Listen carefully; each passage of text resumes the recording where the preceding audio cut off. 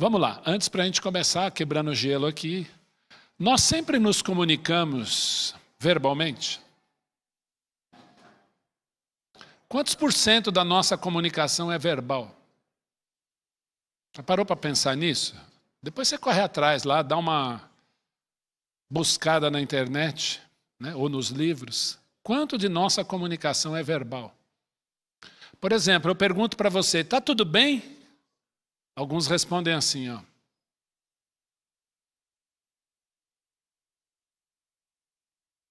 E aí?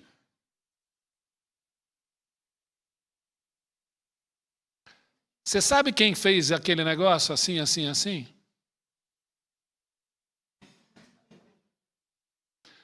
Existia um cantor carioca chamado Oswaldo Montenegro, não sei quantos lembram dele, né? Acho que... Oi? Existe. É, Oswaldo Montenegro. E aí, num dos shows dele, ele fez uma paródia que ele falava, assim, na paródia dele, do chato, né? Daquela pessoa inconveniente. E ele dizia, então, que essa pessoa é aquele que você pergunta, tá tudo bem? E ele responde, não, não está tudo bem. Aí ele começa a contar problema. Porque, coloquialmente, como é que nós fazemos? Oi, Rogério, tudo bem? Aí o Tonhete responde, tudo bem. Mas está tudo bem? Eu não sei. Nem sempre nós nos comunicamos da maneira correta. Nós vamos ver isso aqui hoje. Agora, será que Deus é assim? Então, vamos caminhar aqui, né, no nosso curso. Afinal, posso crer na Bíblia. Nosso versículo-chave, que você já decorou, né, já memorizou. E no nosso curso, hoje, desse semestre inteiro, que começou lá em fevereiro, nós estamos aqui, ó, pim, dia 15/6. Estamos terminando o nosso curso. E hoje, promessas de Deus nas Escrituras, a esperança encontrada na palavra. Bom, vamos lá. As promessas de Deus nas Escrituras. Então, a gente começa aqui citando esse texto. Quero trazer à memória o que me pode dar esperança. Ou seja, se Deus promete, Ele cumpre, eu posso ter esperança, né? E aí eu vou rememorar aqui uma aula que nós tivemos, e dentre muitas que nós tivemos, falando do assunto de bibliologia, eu pergunto aqui, Deus existe? Existe. Deus se comunica? Bom, Deus se comunica. Será que Ele se comunica assim? Será que Deus fala? É? Então, as palavras e as letras são importantes? Para mim, extremamente importantes, né? Eu gosto muito dessa área. E a palavra tem um poder assim muito grande. Quando nós olhamos, por exemplo, literatura, os livros, a palavra, né? O professor Leonel esteve aqui dando uma aula brilhante, né, sobre a ressurreição da filha de Jairo. Então, a palavra tem um poder muito grande. O narrador bíblico tem uma importância, um peso muito grande. Então, de onde vem tudo isso? Para a gente pensar, né? Se é sorte ou aposta. A sorte ou a aposta seria uma dedução crível para a origem da vida? Ou seja, hoje houve uma energia, uma explosão espontânea, e aí, bum, a vida, né? Nós vamos ver que não é bem assim. Estará conosco aqui, se Deus quiser, em agosto, né, o professor Marcos Eberlin falando da origem da vida. Então, existe um doador da moral? Dostoiévski dizia, se Deus não existe, tudo é permissível. Por quê? Existe um doador da moral. Olha o C.S. Lewis. Um pau torto só faz sentido à luz do conceito de retidão. Como é que eu sei que o pau está torto? Porque existe, então, aquilo que é reto. Então tem que haver um padrão, né? Então o que é o bem, o que é o mal se Deus não existe? E aí são três coisas que nós pontuamos lá atrás. Se existem valores morais objetivos, concretos, tem que existir um doador da moral. Deus tem que existir. E se existem valores morais objetivos, como nós sabemos que existem, logo Deus existe. E se esse Deus existe, Ele quis se revelar? Sim, Ele quis se revelar. Então, não só a natureza reflete o Criador, quando nós saímos de férias, olhamos o mar, um pôr do sol, né? Olhamos então uma criança correndo, a onda. O mar entrou em ressaca na semana passada, estava bravo, cada onda bonita. Nós fomos numa praia chamada Sununga, lá em Ubatuba, né? A praia da Sununga, quem conhece o Batuba ali, ela é uma praia que fica brava de repente. E não tinha areia. A onda estava quebrando e não tinha areia. Tinha um casal lá num deck, olhando, tirando foto, filmando, de repente, tomaram um banho, né? É assim, e é bonito contemplar isso, né? Mas ele não só criou todas as coisas, e aqui está em hebraico, Gênesis 1:1, mas um Deus que diz e tudo acontece. Como ele criou tudo? Ele criou tudo falando, pela sua palavra, se comunicando. Um Deus que fala e acontece, né? E mais, não só fala e acontece, quando você lê Gênesis 1, 55 vozes de comando da criação. Haja luz e houve luz, haja separação entre águas e águas, né? Povoe-se a terra disso, daquilo, de aves, de répteis. Então foram 55 vozes de comando. E se esse Deus quis se revelar, ele quis se revelar ao homem que ele formou.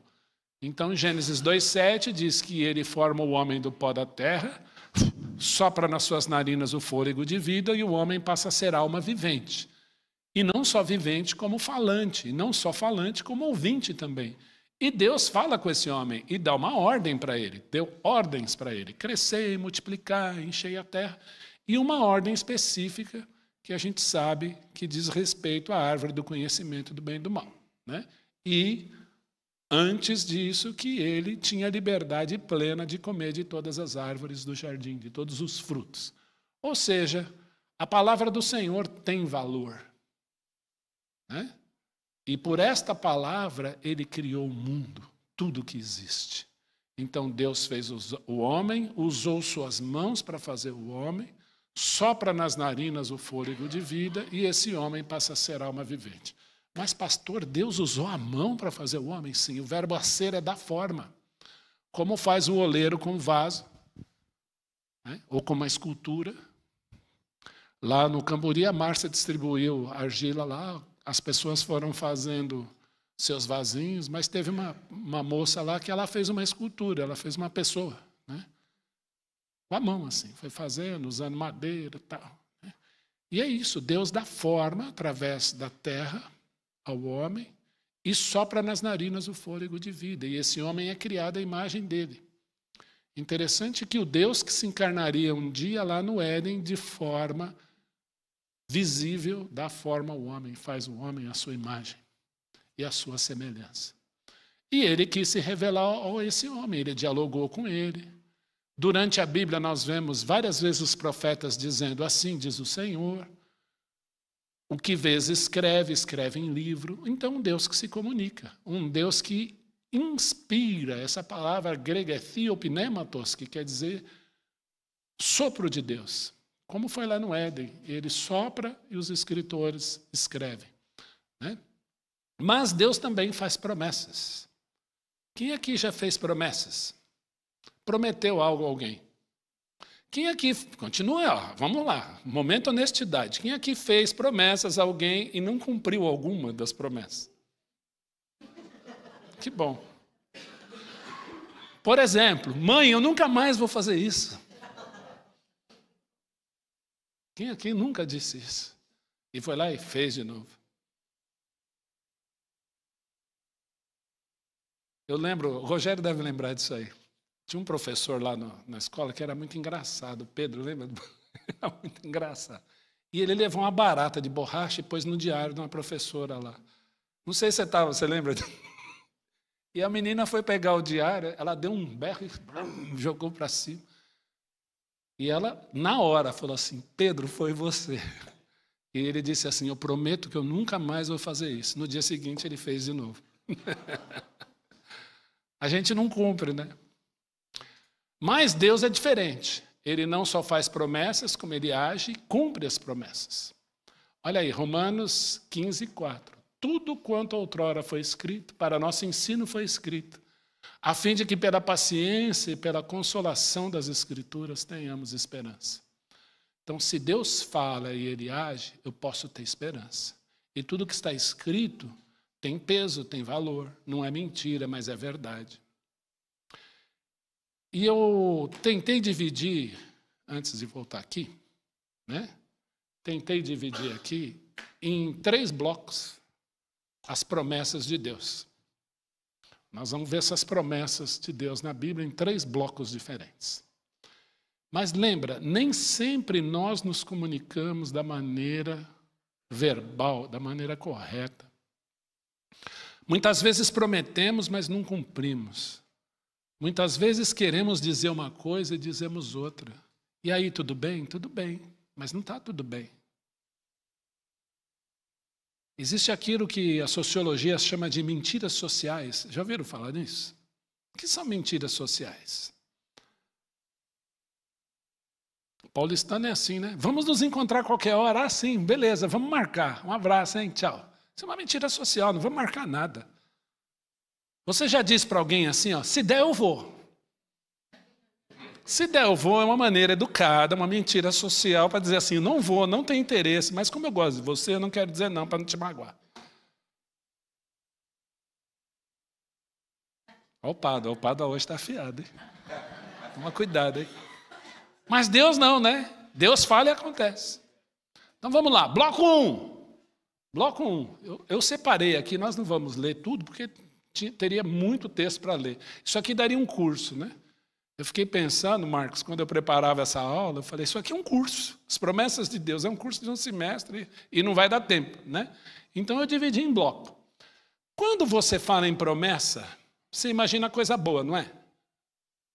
Prometo que até amanhã eu vou lavar todos os bancos da igreja e passar vassoura aqui e vai ficar uma benção. Coisa boa. Aí o marido chega, eu prometo que hoje eu vou lavar a louça e vou fazer almoço para você.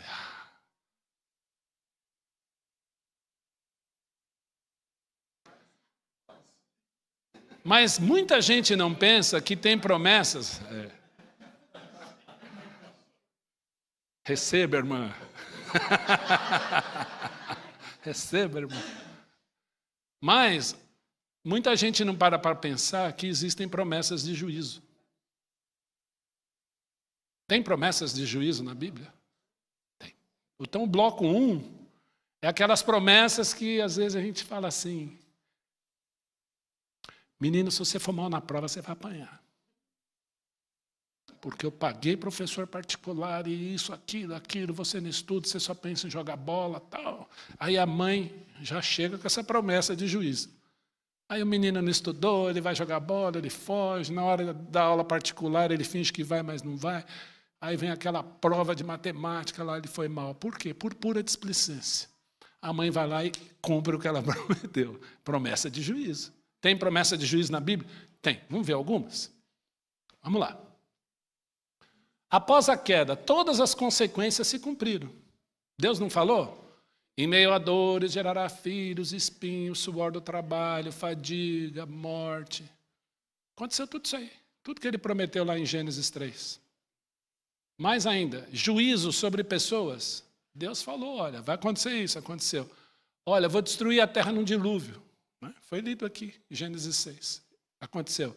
Juízo sobre nações, aconteceu. Sobre reis, sim. Sobre anjos que abandonaram seu domicílio. Lê lá o livro de Judas, tem anjos presos hoje, num lugar chamado Tártaro. Hoje. E tem anjos caídos soltos por aí, são muitos. Deus sentenciou eles. Juízo sobre cidades.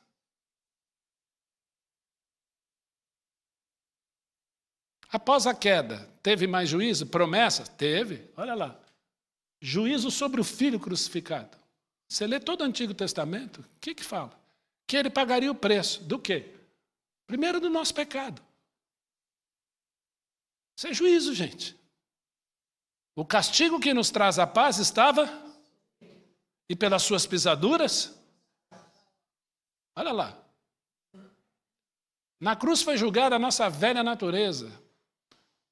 Deus prometeu tirar o coração de pedra e pôr um coração de carne. Satanás e seus demônios, todos julgados na cruz. Só que isso eram promessas, e aconteceu. Bloco 2. O pastor chega, né, de juízo, a gente não gosta dessa parte. Bloco 2, promessas de Deus para Israel. Tem promessas para Israel na Bíblia? Está cheio. Vamos dar uma olhadinha? Primeira, Gênesis 12. Disse o Senhor a Abrão: sai da tua terra e da tua parentela sai da tua terra e da tua parentela e vá para a terra que te mostrarei, de ti farei uma grande nação. Abençoarei os que te abençoarem, amaldiçoarei os que te amaldiçoarem. Em ti, na tua semente, serão benditas todas as famílias da terra. Então Deus promete a Abraão terra, semente, ou descendência e bênção. Prometeu? Prometeu. Que mais? Restauração de Israel. Por quê? Porque Deus prometeu que haveria dispersão, destruição e juízo. Deus promete paz em todos os sentidos a Israel. Deus promete para Israel Messias, Salvador, rejeitado, reinando sobre eles. Isso nunca aconteceu. Israel como cabeça das nações, nunca aconteceu. Deus prometeu fartura, perdão eterno dos pecados, adoração restabelecida, mas ressurreição dos patriarcas e justos de Israel. Davi já morreu, Abraão morreu, Isaac morreu, Jacó morreu. Aí ele começa a falar, Jesus começa a falar com os discípulos: olha, vocês vão julgar as nações com Abraão, Isaac, Jacó. Lá em Ezequiel fala que Davi vai reinar no futuro. Davi está morto. São promessas. Alguém lê isso para mim? Alguém está com o microfone? Vamos com calma, viu, gente? O texto, a aula de hoje está tranquila. Eu ponho muito slide, mas vou passando rápido. Oi?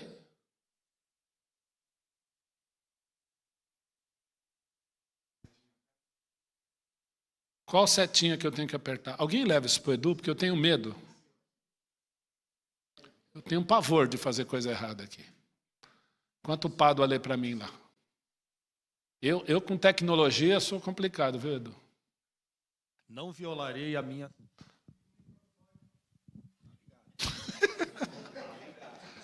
Tá, não pode apertar mais. Ele está ligado. Vai lá. Vai lá. Está sem som? Ou tá ligado? Aperta e segura, Pádua, em cima. Não está funcionando ainda. Oi. Agora foi. Vai lá. Não violarei a minha aliança, nem modificarei as minhas promessas dos meus lábios. De uma vez para sempre jurarei pela minha santidade e não mentirei a Davi, que a sua linhagem permanecerá para sempre, e o seu trono durará como o sol. Será estabelecido como sempre, como a lua. Para sempre. Para sempre. A fiel testemunha no céu. Tá. O microfone está com algum problema lá? Vê lá, se devolve lá, daqui a pouco a gente resolve. Eu vou ler de novo aqui. Não violarei a minha aliança, nem modificarei as promessas dos meus lábios. De uma vez para sempre, jurei pela minha santidade, e não mentirei a Davi, que a sua linhagem permanecerá para sempre. E o seu trono, o trono de Davi, durará como o sol. Será estabelecido para sempre como a lua, a fiel testemunha no céu. E aí? As promessas que Deus fez para Israel estão de pé? Estão.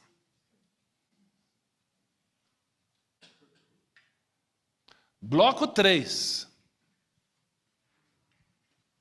Juízo, né? Israel, agora promessas para a igreja. O Senhor promete coisas para a igreja?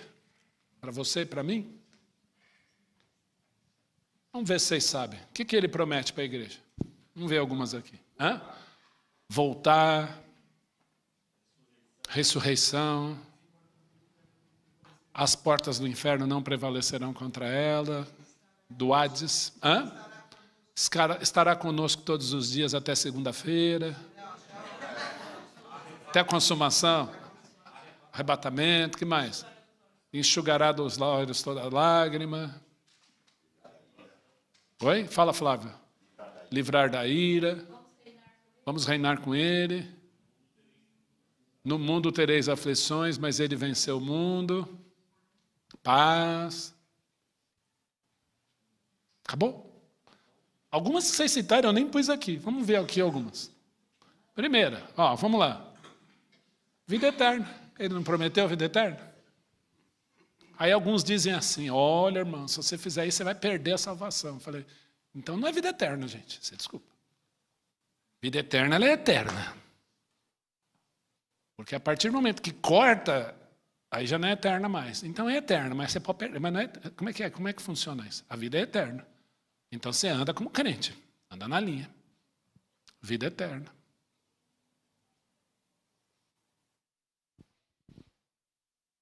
Uma vez eu fui pregar numa igreja aqui no ABC, aqui em São Bernardo. E aí eu falei da segurança do crente. E aí o irmão, não, porque não. E fui mostrando na Bíblia para ele, ele se convenceu. Aí eu falei assim, peraí que eu tenho mais um argumento com o irmão. Qual é o nome do seu pai? Ele, pá. O nome da sua mãe? Tá. Se você assaltar um banco, qual é o nome do seu pai? Ele, tá. O nome da minha mãe. Tá. Se você matar alguém, qual é o nome do seu pai? Ele, tá. O nome da sua mãe. Falei, pastor, mas você fez eu assaltar um banco e matar alguém para entender a segurança da salvação? Eu falei, não, irmão. Mas se a filiação terrena a gente não perde, imagina a espiritual. Qual sangue é mais forte? Para a gente pensar, a nossa responsabilidade é andar como crente. Vida eterna, né? Oi, Pádua, peraí. Vamos ver se agora vai, Pádua. Ion, tem promessas de prosperidade para a igreja? Vamos olhar. Perdão dos pecados em Cristo Jesus. Perdão pleno, hein? Acabamos de falar aqui. Sermos filhos de Deus. Liberdade e libertação. As duas coisas. São coisas distintas, embora parecidas, duas coisas. Ser liberto e ser livre. Habitação do Espírito Santo.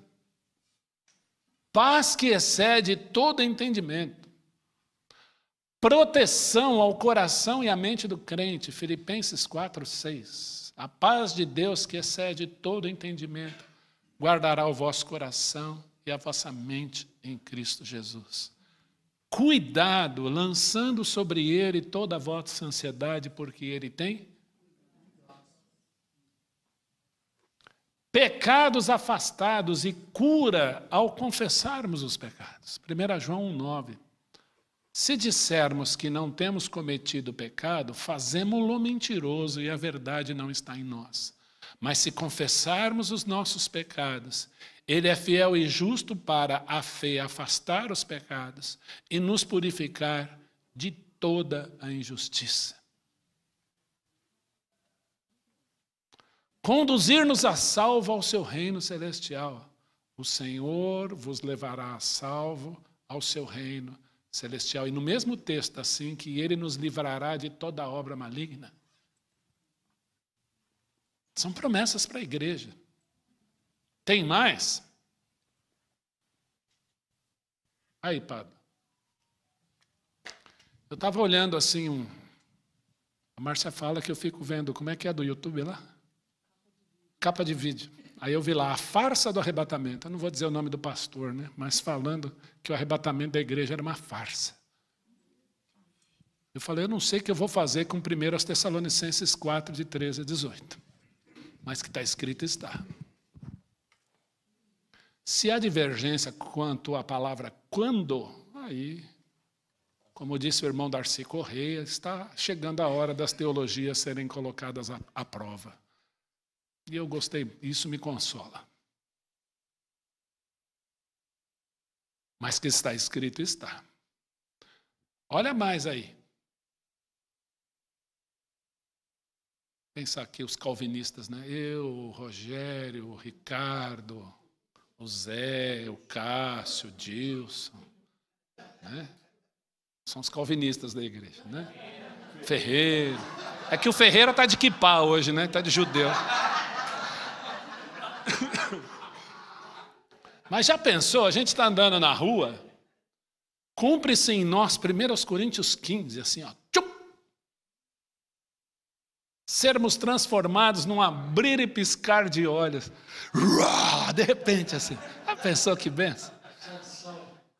Paz, e ó, eis que vos digo o mistério, nem todos morreremos, mas transformados seremos todos, num abrir e piscar de olhos. Isso é promessa para a igreja. Leia 1 Coríntios 15, de 1 a 58. É um tratado sobre a ressurreição, mais a transformação do nosso corpo. Olha essa máxima aqui para você guardar. Quem gosta de escrever, anotar, tá bom? Presta atenção nessa máxima. Quem nasce uma vez, morre 2 vezes. Quem nasce 2 vezes, pode ou não morrer uma vez só. Está aqui, ó. Fica a dica. Vou repetir, hein? Quem nasce uma vez, morre física e espiritualmente. A segunda morte está lá em Apocalipse. Quem nasce 2 vezes, lembra que Jesus falou para Nicodemos, um assunto que o Marcão ama, né? João 3. Quem nasce 2 vezes, pode ou não morrer uma vez só. Pode ser que se cumpra em você isso aqui, ó. Esse item 1 e 2 aí. Não abrir e piscar de olhos, ó. Ah, mas eu não acredito, não tem problema, você vai levar um susto. O que aconteceu? Você foi arrebatado. Ah, duvidou, né? Agora aguenta. Só que a gente não vai ser carnal a esse ponto, né? Fala, Silvia, desculpa. Bom dia. Oi, Silvia, bom dia. Tudo pastor, bom? Tudo bom? Bom demais da então, conta. Então tá bom, então fala. Pastor, eu gostaria assim de, sei lá, saber uma forma mais adequada da gente citar sobre a volta de Jesus. Porque às vezes a gente se confunde, porque o arrebatamento a gente pode chamar de uma vinda de Jesus. Sim, claro. Então a gente falaria que o arrebatamento é a segunda vinda e depois quando ele volta com a igreja seria a terceira. Então assim, qual a minha preocupação? De a gente colocar isso de uma forma clara e didática, porque eu creio no arrebatamento, esse que a gente acabou de ler, 1 Tessalonicenses, 1 Coríntios 15, que ele vem, mas ele não vai pisar na terra, nós reuniremos com ele nos ares. E depois nas nuvens, para o encontro do Senhor nos ares. Nos ares, não é aqui. Isso. E depois ele vai pisar o Monte das Oliveiras, que é outra vinda. Sim. Então, assim, eu queria saber que o pastor nos ajudasse, assim, como a gente colocar isso de uma forma que fique claro, porque muitas vezes fica confundida. Segunda vinda, Jesus vai voltar, vai pisar na terra. É uma vinda em 2 partes. Tá. A segunda vinda é em 2 partes. Eu gosto muito do exemplo do casamento judaico. Então, vamos dizer que eu sou um judeuzão lá, né? Rico, né? E me apaixonei pela dona Márcia, ela por mim antes, claro, né? Ela se apaixonou antes. Aí eu falei, bom, então vou casar com ela. Aí eu vou à casa do meu sogro, pago o dote. Pago o dote. Falo, olha, eu vou casar com sua filha, está aqui o dote, paguei. E o noivo, ele deixava parte desse dote para a noiva comprar um enxoval. Aquilo que era digno, ela achasse digna do noivo. No dia do casamento, o noivo ficava no lugar da festa. Olha que interessante. E os amigos do noivo iam na frente. Buscava a noiva enquanto o noivo ia andando em direção à casa da noiva, mais devagar, e eles iam na frente, buscavam a noiva e trazia. Eles se encontravam no meio do caminho e voltavam para a festa. O que isso significa? Que o Senhor Jesus pagou o preço por nós, ele pagou o dote pela sua noiva, que é a igreja. Essa analogia ela é incrível. Ele vai mandar os seus amigos nos buscar antes, para o encontro dele, nós nos ataviamos e voltamos aqui junto com ele. Então é uma vinda só, em 2 etapas. Obrigada. Tem gente que não crê nisso, oremos, né? Vamos lá. Novo corpo incorruptível, 1 Coríntios 15 ainda. Então, os calvinistas tem chance aí para nós, viu? Tem esperança. Ressurreição. Puxa, mas perdi alguém que eu amava. Tal. A Bíblia fala na ressurreição dos justos. Eu não sei, mas no ministério de Jesus, ele ressuscita algumas pessoas, né? A filha de Jairo, o filho da viúva de Naim, né? Eu fico imaginando, eu acho que episódios como Chosen ou qualquer coisa assim, são muito pequenos para mostrar a alegria das famílias que conseguiram reaver os seus mortos. Lázaro, venha para fora, né? Eu fico pensando como foi forte isso. Porque, por mais que nós esperemos, né, a gente sempre chora esse momento. Ele é duro. Mas e o momento do reencontro? Isso é uma promessa. Porque Jesus venceu a morte. Sermos semelhantes a Cristo. 1 João capítulo 3, que seremos semelhantes a Ele porque haveremos de vê-lo como Ele é. São promessas. Mas nós vermos a Jesus Cristo.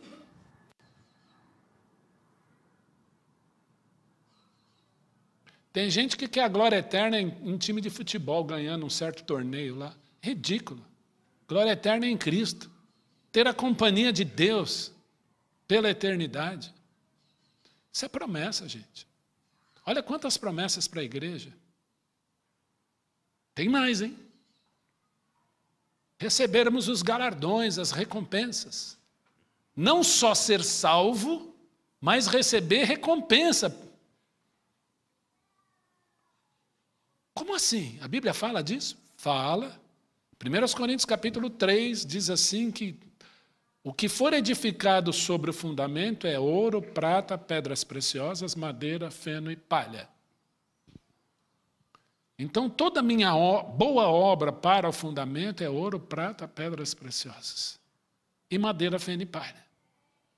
E a Bíblia fala que, lá em Apocalipse, que a igreja do Senhor deposita suas coroas aos pés do Cordeiro. O que é isso? Então, eu já contei o exemplo aqui do Dia dos Pais, né? Já contei aqui, eu vou contar de novo, tá bom? Então, é Dia dos Pais. Domingo que vem é Dia dos Pais. Aí está lá o Antônio, né? Vai ser Dia dos Pais. O Gael e a Ana Larissa chegam para a Aninha e falam assim, queremos comprar um presente para o papai. Aí vai lá a Ana escondida, sem o Antônio saber, aqui na Silva Bueno, tem um monte de loja, né, Ana? Vai lá, compra um tênis bem bonito, que o Antônio anda muito por aqui pelo bairro, a gente se encontra bastante durante a semana, né, Antônio? E aí, então, manda embrulhar. Quando chega no domingo, Dia dos Pais, às 6 da manhã, o Antônio está dormindo, o Gael e a Ana não se aguentam e jogam o tênis na cara do pai, assim, o pacote. Feliz Dia dos Pais, tal. Ele abre, vê aquele tênis bonito que ele tanto queria. O Antônio pode ter duas reações. A primeira, grande porcaria. Quem sustenta essa casa sou eu. O dinheiro quem deu foi a mãe, o dinheiro foi meu. E eles compraram esse presente para mim. Estou dando um presente para mim mesmo. Essa é uma atitude de pai, Antônio? Não. A segunda atitude, o Antônio sabe tudo isso, mas ele se alegra com seus filhos. O Senhor Jesus nos deu toda a salvação, mas mesmo assim ele se alegra conosco. Vamos ver aqui alguns dos galardões. Desculpa te usar como exemplo, mas... Né? Coroa da vida. O que é a coroa da vida? Para quem é prometida a coroa da vida?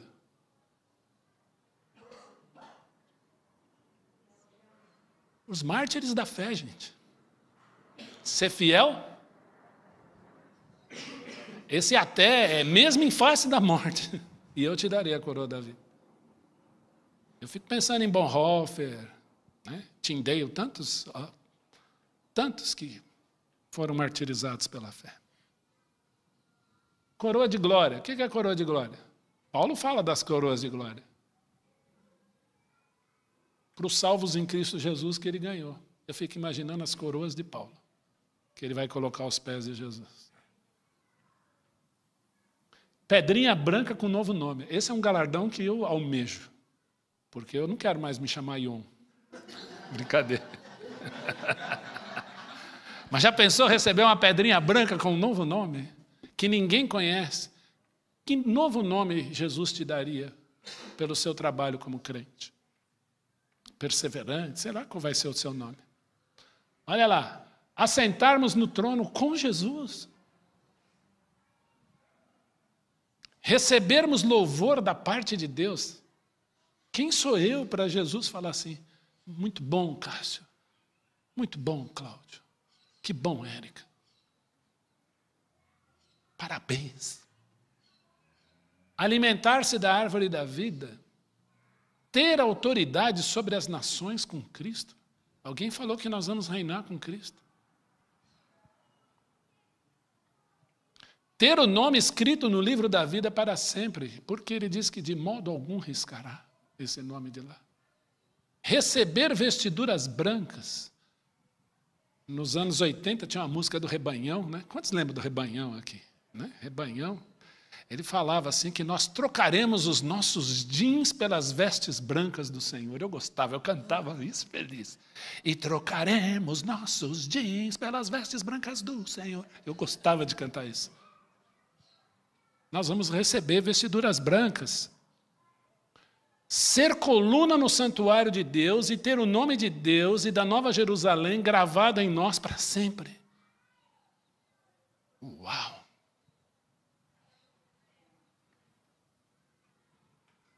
Qual é o bloco 1? Quem lembra? Vamos lá. Valendo uma estrelinha. Juízo. Bloco 2. E o bloco 3? Joia. Vocês estão afinados, hein? Agora nós vamos ver o bloco master. Peraí. Estas promessas, por muitas vezes, se cumpriram a 1, 2 e 3, separadas simultaneamente, tá? Na história, na revelação bíblica, tudo bem? Então, às vezes está acontecendo uma coisa aqui, aqui e aqui, junto. Às vezes é só um. Né? Você olha o Antigo Testamento, era nações de Israel, né? Mas você olha, às vezes, no Novo Testamento, Deus está tratando os dois, às vezes os três, e por aí vai. Tá? Bloco Master. O Bloco Master, ele passeia livremente pelos blocos 1, 2 e 3. Sabe por quê? São promessas de quem? De Jesus. Promessas do próprio Jesus, tanto para um, quanto para outro, quanto para outro. Olha lá, o que ele prometeu?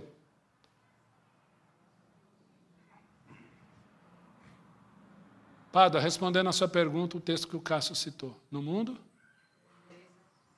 Jesus falou, mas tem de bom ânimo, eu venci o mundo. O Senhor Jesus, em nenhum texto bíblico, promete, olha, você é filho do rei, você não vai envelhecer, seu cabelo não vai cair, né? Você vai ter isso, aquilo, vai ter um carro assim. Ele dá por graça. Não é pecado ser rico, tá? Não é pecado. Há crentes que têm recursos. E há crentes que não. Agora, ele não prometeu, pelo fato de você ser crente, você vai ter, nadar em dinheiro. Isso ele nunca prometeu. Tá? Não, é tudo. Né? Não é tudo. É porque assim, né? O Padre citou aí uma época em que isso era condição sine qua non para ser crente. Não, a Bíblia não fala disso. Vamos lá. Olha aí, olha o que ele prometeu. A mim me convém buscá-las, então haverá um só rebanho e um só pastor. João 10, Jesus está falando de Israel, mas está falando de quem? De outras ovelhas que ele buscaria. Ó nós aí. As bem-aventuranças são promessas? O tempo inteiro. Bem-aventurados têm fome e sede de justiça, porque serão? Vai ter fartura de justiça. Sermão profético. Mateus 24. Tudo lá aquele sermão profético. Gente, são promessas. Volta para os discípulos. Voltarei para vós outros, para que onde estou, estejais vós também. Sua morte, Jesus previu sua morte? Sua ressurreição? Sim. Aconteceu? Ressurreição dos justos. Jesus falou da ressurreição dos justos? Falou. Jesus falou da destruição do templo? Falou. Jesus falou de salvação final para Israel? Falou. Jerusalém, Jerusalém, que matas os profetas e apedrejas os que te foram enviados. Quantas vezes vos quis juntar como uma galinha junta seus pintinhos debaixo das suas asas, mas vós não os quiseste. Vós não o quiseste. Eis que vossa casa ficará deserta e não me vereis mais, até que venhais a dizer, bendito que vem em nome do Senhor. Pronto. Sua volta gloriosa, ele prometeu, prometeu. Juízo sobre cidades, ai de ti, Tiro, ai de ti, Corazim. Olha aí, são promessas. Aos discípulos, Jesus prometeu, aconteceu. Perseguição, prisão, morte, mas também ousadia e poder. Jesus prometeu o Consolador? Prometeu. Veio. Jesus prometeu vida eterna? Várias vezes. Jesus prometeu a luz da vida? Sim. Jesus prometeu moradas celestiais? Sim, João 14. Jesus prometeu pedidos atendidos? Sim. Olha quantas coisas Jesus prometeu. Bloco 1, bloco 2, bloco 3, o bloco master em que Jesus fala tudo isso. Alguém contou quantas promessas eu pus aí? Vou mostrar para vocês, sem você saber.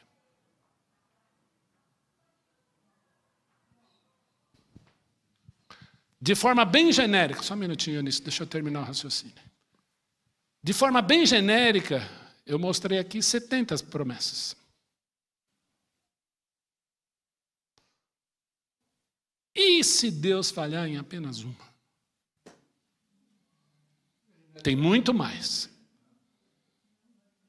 Você não pode mais crer na Bíblia. O presbítero Andrade, que nós herdamos ali o nome da Sala Andrade, dizia assim: Satanás, ao longo da história, tentou destruir a Bíblia. E é verdade.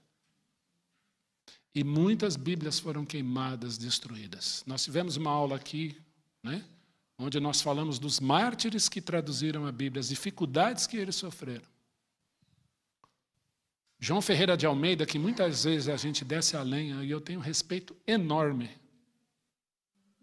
Ele sofreu muitas perseguições, em algumas cidades ele foi impedido de mostrar a tradução da Bíblia em português.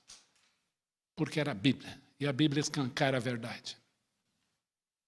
Então Andrade dizia assim: ele tentou destruir a Bíblia, mas como não conseguiu, hoje ele tenta perverter a Bíblia. Para a gente pensar. Se Deus falhar em uma, eu mostrei 70 de forma bem genérica. Tem muito mais. Só sobre Jesus tem mais de 300. Nós temos um problema, se ele falhou em uma promessa.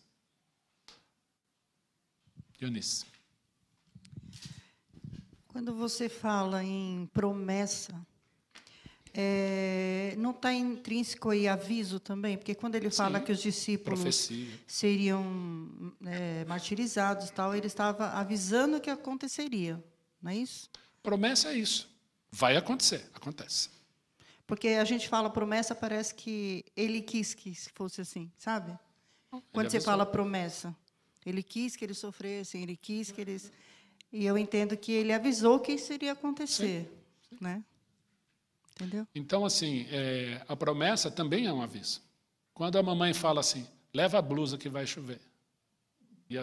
Ou leva a blusa que vai esfriar. E a gente não levava, o que acontecia?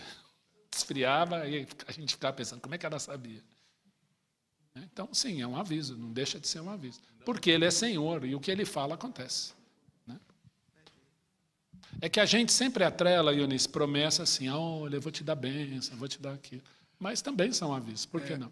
Eunice tem razão. Está lá também João 14, não turbeis o vosso coração. É um aviso. Fique em paz, vai acontecer, estou te avisando. É isso. Vamos lá? Vamos caminhar mais um pouquinho? E eu queria gastar um tempo em Hebreus, capítulo 6, no versículos 6, capítulo 6, de 13 a 20. Está aí, está transcrito aí. Quem quiser acompanhar na Bíblia. Hebreus, capítulo 6, de 13 a 20. Vamos lá. Nós temos advogados aqui, nós temos gente da lei aqui. Eu vou comprar um terreno. Então, o Vanderlei está vendendo um terreno, e o terreno que ele tem para vender me interessa, eu vou lá e faço um acordo com ele. Frente para o mar. Lá em Itacaré, na Bahia, né? Terreninho lá de frente para o mar. Então, ele tá lá, eu tenho condições, eu vou lá. Vanderlei, quanto que é o terreno? Tal. Como é que a gente tem que fazer a compra desse imóvel, desse terreno? Eu dou dinheiro para o Vanderlei, ele fala, o terreno é seu e fica por isso mesmo? Como é que faz? Alguém me explica? Tem cartório, tem escritura, não é isso? Pagamento de imposto. Fala aí. O microfone está aí. Dá para saber. Se é na frente do mar, tem que pagar o laudêmio. Também. Então. É isso aí. Então, é uma série de coisas. Para quê? Por que isso acontece, gente? É uma garantia que aquele imóvel que ele está se desfazendo agora passa a ser meu. Então, sai do nome dele, vem para o meu. Tudo bem? É assim que funciona. Quem já vendeu, comprou, sabe que é assim que funciona. Então, precisa ter garantia. Bom, e no tempo lá da onça? Lá antigamente, 1700 e Guaraná com rolha, né? No ano 1000 a.C. Tinha lá o cartório, vamos lá, o advogado, o Cássio vai lá, assina, e vamos lá, tem um escrivão, tem escritura. Como é que funcionava? Acho que era a posse, né? A posse era reconhecida, devia gozar de confiança de que aquele terreno era daquela família. Presumo que seja assim, né? O que valia? Bom, e se eu quisesse firmar de uma maneira mais forte? Então, podia ser lá pacto com sangue, com sal, com sapato. Lembra disso aí? Já falamos isso aqui. Tá? Então, funcionava desse jeito. Deus chama Abraão e fala assim, Abraão, você sai da sua terra e vai para a terra que eu te mostrarei, eu vou te dar uma terra. Em ti e na tua semente serão benditas todas as famílias da terra. E Abraão imediatamente creu e foi embora.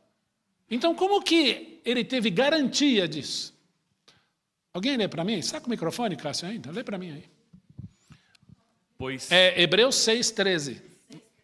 é o que está lá, projetado, né? Está lá, Pois quando Deus fez a promessa a Abraão, visto que não tinha ninguém superior por quem jurar, jurou por si mesmo, dizendo... Dá uma paradinha aí. Deus fez a promessa a Abraão, uma promessa, vamos colocar aqui, terra. Né? Semente e bênção. Você sai da sua terra, vai para a terra que te mostrarei, e Deus não tinha ninguém superior por quem jurar. Nem estava interessado em ir ao cartório. E não tinha ninguém superior por quem jurar, porque ele é Deus, não há ninguém acima dele. Então ele jura por quem? Por si mesmo. Dizendo o quê? Certamente te abençoarei e te multiplicarei. E assim, depois de esperar com paciência, obteve Abraão a promessa. Pois os homens juram pelo que lhes é superior. Um tribunal, um cartório, porque é superior? Alguma dúvida? Então, aquele cartório, aquele tribunal superior dá a garantia de que eu comprei aquele terreno e ponto. Os homens fazem assim. Mas Deus, e o juramento, vai lá. Pois os homens juram pelo que lhe é superior, e o juramento, servindo de garantia para eles, é o fim de toda contenda. Sela-se um pacto, um contrato, né? Segura aí que tem mais. Você lembra de Ruth e Boaz? A história de Ruth e Boaz? Então, Ruth ficou viúva, né? E aí, com Noemi, sua sogra, teu Deus será o meu Deus, onde tu fores, irei eu. Ela volta para a terra de Israel. Está lá o Boaz colhendo lá as espigas e deixa cair, Ruth pega um pouquinho. E aí alguém chega para Ruth e fala assim, ó, o Boaz lá, o bonitão, é seu resgatador. Pega o sapato, a hora que ele estiver dormindo, que ele vai tomar um vinho na colheita, vai ficar feliz, você joga o sapato no pé dele. E o Boaz ficou felizão, falou, agora que eu vou desencalhar, porque ele já era mais velho, né? Só que tinha um resgatador na frente de Boaz, tinha outra pessoa. Boaz, inteligente, chama os anciãos de Israel e fala assim, escuta, eu estou vendendo um terreno lá, você quer comprar? E o homem diz assim, eu quero. Só que tem uma mulher na frente. Não, eu já tenho esposa, eu não quero problema com ela. Então ele abre mão daquilo e resgata a Ruth para ser a esposa dele. De Ruth, Obed, Jessé, Jessé, o rei Davi. Era assim que funcionava. Para a gente pensar aqui. Os anciãos foram testemunha de um resgate de propriedade, no caso, abriu mão da propriedade da esposa. Tá bom? Continuando lá. Próximo, a página, né? Opa, desculpa, Cássio.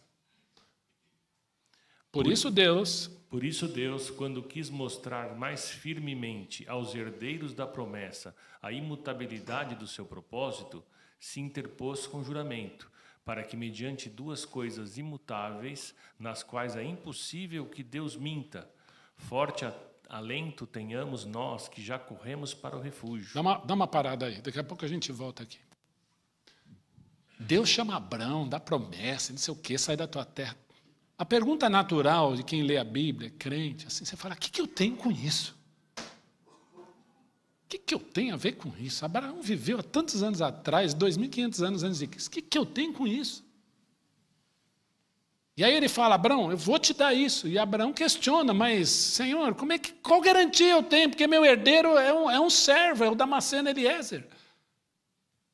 Deus fala para Abraão, mata esses animais aqui, ó. Matou, aquela sangue para tudo quanto é lado. Eu vou fazer um pacto de sangue com você, Abraão. E pacto de sangue é assim, enquanto os pactuantes existirem, o pacto não deixa de existir. Na hora de Abraão pegar na mão do Senhor e passar pelas metades, a Bíblia diz que ele foi acometido de pavor e sono. E a Bíblia diz que um fogareiro fumegante, uma tocha de fogo, creio eu e On, que era o próprio pai e o filho, passam ali no lugar de Abraão. E queima todas aquelas metades sanguentas. Por quê? Enquanto ele, Deus, existir, tudo que ele disse a Abraão está de pé. Abraão não passou, houve uma procuração, alguém passou no lugar dele. E todas as promessas que Deus fez estão de pé. Por isso Deus, quando quis mostrar mais firmemente aos herdeiros da promessa a imutabilidade do seu propósito, que ele fala e acontece, ele mesmo se interpõe com o juramento para que, mediante duas coisas imutáveis, nas quais é impossível que Deus minta, o quê? Ele, Deus e a sua palavra.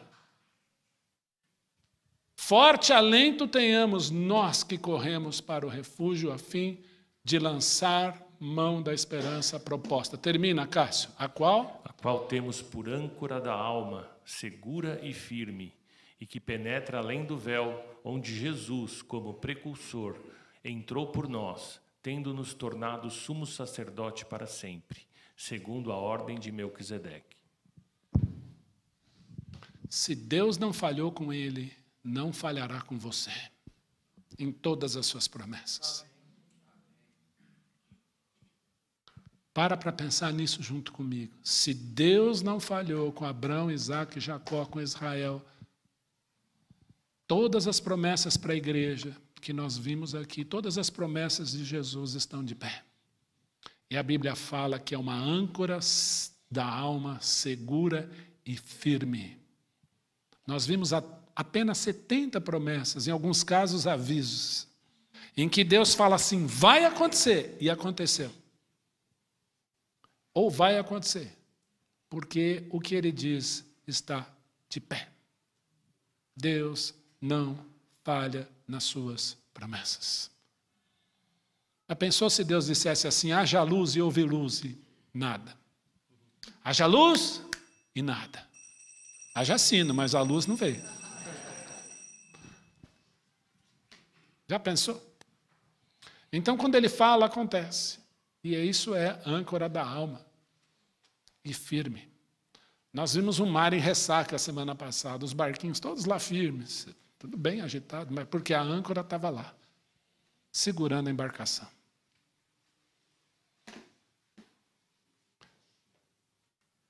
Eu queria que nós lêssemos esse trechinho final aí, desse versículo. Vamos lá?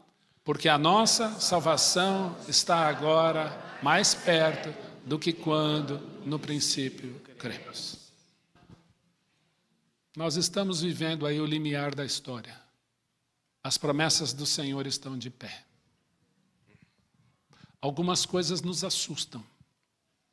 Nós vamos nos reunir amanhã para nosso próximo curso de EBD. Nós precisamos sim alertar a igreja que algumas coisas estão muito diante de nós. Algumas coisas a gente fica pensando, não, vai demorar. Está aqui, ó. Mas em todas essas promessas, o Senhor é fiel. Eu lembro muito do Billy Graham, né? Quando ele dizia, eu li a última página da Bíblia tudo termina bem. E tudo vai terminar bem. Amém? Deus abençoe. Alguém tem alguma pergunta? Eunice? Pode fazer. Pergunta. Marlene.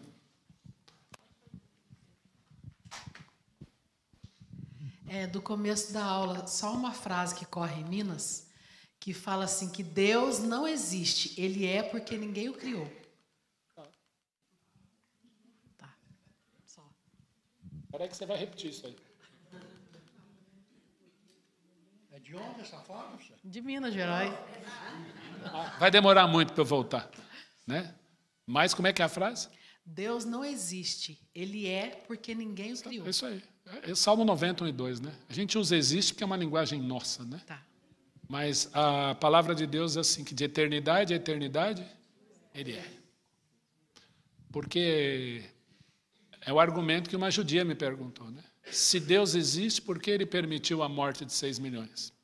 Eu respondi para ela, não vou responder a sua pergunta, porque Deus não existe. O que não existe não toma decisão. Ela falou, existe uma força. Eu falei, piorou. Força não decide por si própria.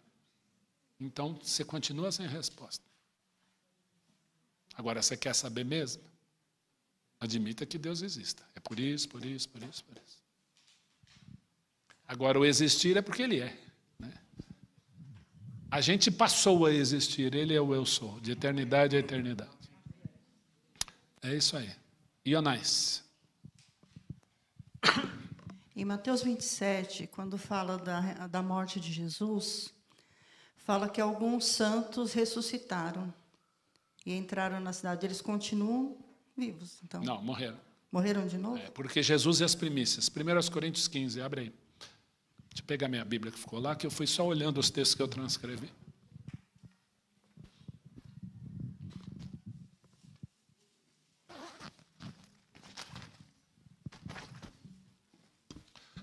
Eunice, enquanto você abre aí 1 Coríntios 15, eu vou te fazer uma pergunta. Quem foi Dorcas? Quem foi Dorcas? Lembra do livro de Atos, Dorcas? O que aconteceu com Dorcas? Trabalhava no Arte e Alegria lá da igreja, e aí? Morreu. E as irmãs choravam a morte de Dorcas. Dorcas voltou a morrer? Porque foi depois da ressurreição de Jesus. Ela voltou a morrer? Sim. 1 Coríntios 15.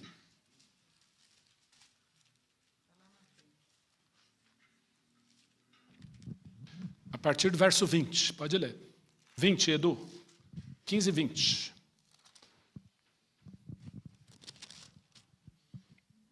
Vai lá. Mas, de fato, Cristo ressuscitou dentre os mortos, sendo Ele as primícias dos que dormem. O que é primícia? Primeiro.